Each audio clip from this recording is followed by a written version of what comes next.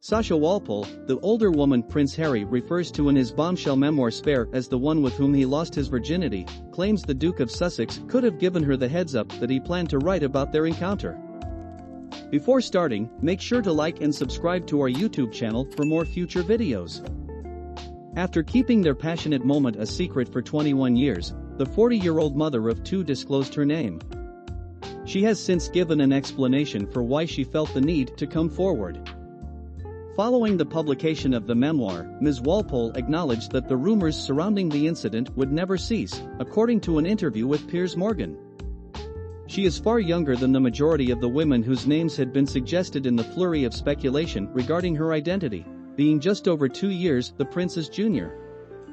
A brief cigarette escalated into a romp in the field, which ruined their 2.5-year friendship, and the two did not speak to one another again. Sasha had brought Harry, who was a 16-year-old Eton schoolboy at the time, to the pub to celebrate her 19th birthday. The Duke of Sussex could have given her the heads up, Sasha Walpole told Piers Morgan that he planned to write about their tryst. Ms. Walpole spoke of her dread of ongoing flare-ups and her desire to remain anonymous in an interview with the former Good Morning Britain host. "Everyone, including family and friends," she remarked. "Although he didn't mention me by name, anyone who was present that evening or merely a member of that social group would be able to identify me." Before posting, Harry may have given that some thought. If he had looked for me, he could have done so. When Ms. Walpole, then just 17 years old, started working at Highgrove as an assistant groomer, she first met Prince Harry. They rapidly grew close because they shared the belief that everyone was equal in the realm of horses, according to Ms. Walpole. Whether you were a groom, a royal, or a writer made no difference. There was no criticism. There was no elitism or princely behavior from Harry. Actually, we were simply two friends talking about horses. Sasha Walpole, a mother of two, alleges Harry kissed her after asking if she wanted to go outside for a cigarette at her 19th birthday party in 2001, shown above with her digger. They had spontaneous and sparky sex in a field behind the Vine Tree Tavern in the Wiltshire village of Norton, according to Ms. Walpole, who claimed that Harry initiated the relationship. Harry had given her a plush Miss Piggy and a funny birthday card with a joke about a flatulent whale because they were such good friends. He supplemented it with a tray of 10 shots, 5 of them for each person, making the two very inebriated by closing time. She claims that the young prince asked her, "Shall we go for a smoke?" as last orders were being given, and they snuck into a nearby field to have a cigarette out of sight of his security detail. She recalls, "He started to kiss me. It was fervent and fierce. Everyone knew. That happened quite rapidly from a kiss to the floor. It was an instantaneous, blazing argument between two buddies. Because we shouldn't have been doing it, it was sparkly. To me, he wasn't Prince Harry, rather, he was Harry, my friend, and things had gotten a little out of hand. I believe it felt impolite in the sense that it shouldn't be taking place. We didn't plan to do it, it wasn't planned, and I was unaware that he was a virgin. There were no impressions of a virgin, he appeared to be skilled. It was swift, erratic, and exhilarating. We were both inebriated. If we weren't there, it wouldn't have occurred." The lovers were protected from onlookers in the pub's beer garden by a thick summer hedgerow and cushioned by ankle-length grass in the field. About 11 p.m., it was warm and completely dark. It was a brief ride, after which she'd spanked my rear and sent me off to graze, Harry writes in Spare. Sasha laughs when he describes it as inglorious today. It's not really all that glorious, is it? I don't mind him saying that. We were in a field having sex while intoxicated.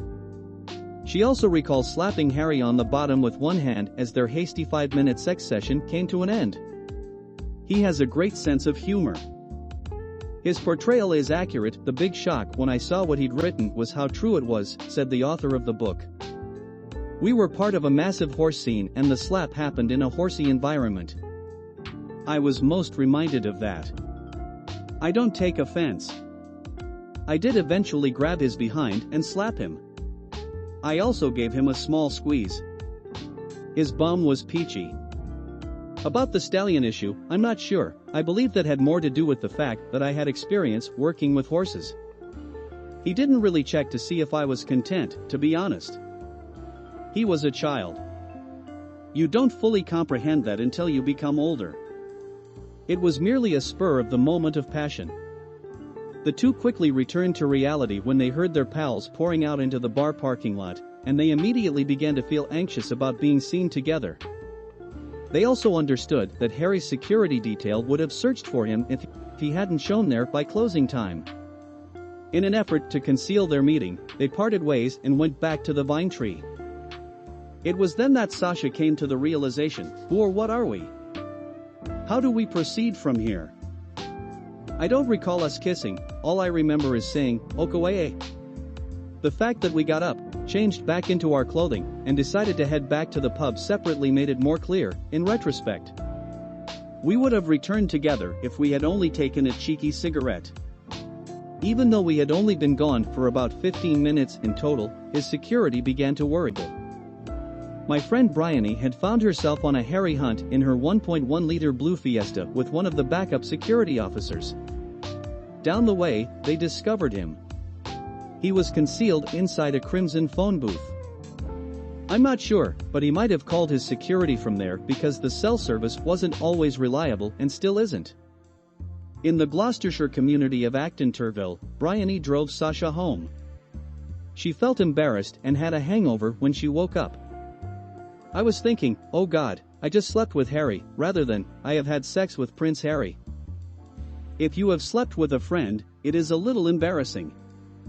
You've crossed the line. A friend code broken. The following morning, Bryony drove me back to my car and my belt. We laughed in response to it. What the hell happened? Bryony exclaimed, and I said, well, I don't really know. Since my belt was there, finding the location was rather simple. Unfortunately, the interaction brought an end to her friendship with Harry. After accepting a purported £17 million advance from book publisher Penguin Random House, he revealed that they had had underage intercourse.